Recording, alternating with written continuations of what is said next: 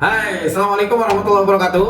Saya akan tetap doakan Anda mudah-mudahan hari ini dalam keadaan sehat walafiat, selalu strong, selalu bersemangat dalam bekerja, dan selalu sehat, selalu selamat ketika Anda mengoperasikan forklift dimanapun Anda berada. Yuk, kita masuk ke bonus atau materi tambahan, yaitu tentang bagaimana caranya mengoperasikan valet, mover, dan stacker. Dan seperti yang saya jelaskan sebelumnya di jenis forklift di video sebelumnya, teman-teman, ya, valet mover ini adalah salah satu jenis valet yang sering digunakan di industri makanan dan minuman, atau yang tidak banyak menghasilkan debu, gitu ya. Bagusnya seperti itu. Dan ini dipakainya di dalam ruangan. Kenapa? Karena valet mover ini menggunakan baterai atau elektrik. Nah, konon si valet mover ini bisa menggantikan 5 hand pallet atau hand jack, teman-teman, ya. Bedanya ya karena dia lebih cepat operasionalnya, kemudian bisa lebih jauh untuk transportasinya. Yuk, cekidot penjelasan tentang valet mover dan stacker elektrik. Valet mover atau stacker elektrik ini adalah alat jenis pesawat angkut yang rendah yang digunakan untuk memindahkan barang, teman-teman, ya, di dalam ruangan atau lingkungan yang tertutup. Powernya menggunakan baterai, pengoperasiannya ada operatornya yang naik atau naik platform seperti video seperti ini nih, atau juga ada yang pejalan kaki atau jalan kaki. Jadi ada dua jenis. Nah, electric hand valet mover tidak boleh digunakan satu di lingkungan yang mengandung debunya banyak atau gas yang dapat menyebabkan ledakan. Itu tidak boleh. Ini untuk valet mover. Yang kedua, areanya korosif. Ya, contoh misalnya di perusahaan-perusahaan kimia, itu saya tidak anjurkan untuk menggunakan si valet mover elektrik ini karena nanti akan cepat rusak.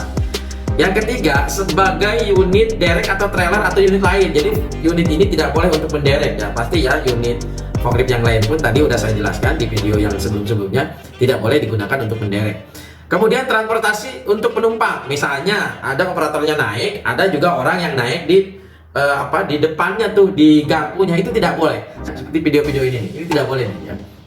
Terakhir, digunakan di lantai yang rata, atau secara kata lain, kalau lingkungannya lantainya tidak rata, banyak lubang, banyak benjolan-benjolan, maka di kemungkinan ini sudah terjadi di beberapa perusahaan yang menggunakan valet mover tetapi lantainya tidak rata, gitu. Maka pasti Anda akan lebih sering ganti ban si valet mover ini.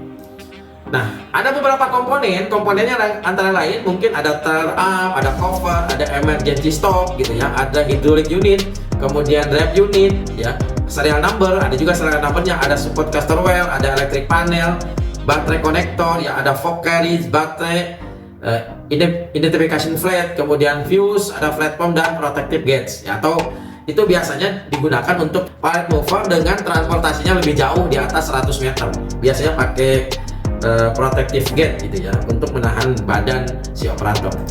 Sama seperti pengoperasian pada forklift yang lainnya, valet mover pun sebelum dioperasikan harus dicek keadaan kondisi valet mover dan stacker tersebut. Sekarang bagaimanakah cara pengoperasian, cara pengemudian si valet mover atau stacker ini?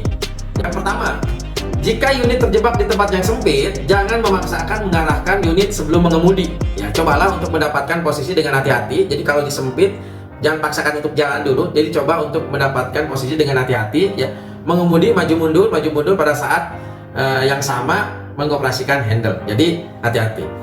Kemudian cara membawa beban, jangan membawa beban yang melebihi kemampuan angkat yang diklasifikasikan sesuai dengan jenis unit. Karena unit ini cukup ringan, ya, cuma sampai 2,5 ton.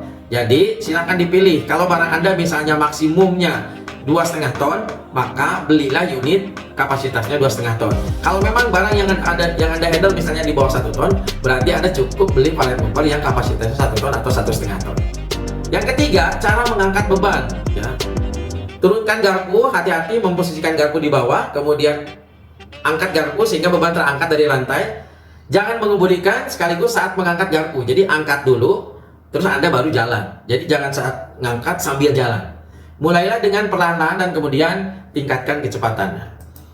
Berikutnya cara meletakkan beban. Hentikan, ya, unit, turunkan garpu, operasikan perlahan-lahan juga, gitu ya. Jangan gerasak-gerusuk saat melepas garpu dan beban dari palet, gitu. Yang kelima, cara parkir. Ini mudah teman-teman ya. Hentikan unit dan lepaskan teller arm ya, secara otomatis dia akan kembali ke modus off atau parking brake.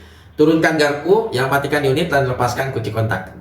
Nah, kadang-kadang ada beberapa unit pallet mover ini menggunakan kode ya, menggunakan kode. Jadi dalam satu dashboard itu, dalam satu unit ada 10, bisa dipegang oleh 10 orang. Nah, 10 orang ini punya 10 password. Jadi kalau 10 orang berarti kali 10 password, berarti ada 100 password yang bisa digunakan, yang bisa nyimpen di unit pallet mover ini. Mudah-mudahan bisa menambah pengetahuan Anda, mudah-mudahan bisa menambah skill Anda dalam mengoperasikan forklift maupun pallet mover. Nah, kalau ada beberapa pertanyaan teman-teman, silahkan bisa di chat di nomor saya ini 0813 1030 3944, atau juga teman-teman bisa berkunjung ke Facebook saya, ke Instagram ya, di TikTok juga ada, dan di YouTube juga ada ya, Usman Effendi _4.0. Yang baik hanyalah dari Allah Subhanahu wa Ta'ala, dan yang salah hanyalah kesalahan saya sebagai manusia. Terima kasih atas kebersamaan Anda dari awal sampai akhir, sehingga mudah-mudahan ilmunya akan bermanfaat dan akan menambah kapabilitas teman-teman ketika teman-teman bekerja di sebuah perusahaan atau di sebuah pabrik. Dari saya, Assalamualaikum warahmatullahi wabarakatuh. Safety, yes, yes, yes. Accident, no, no, no.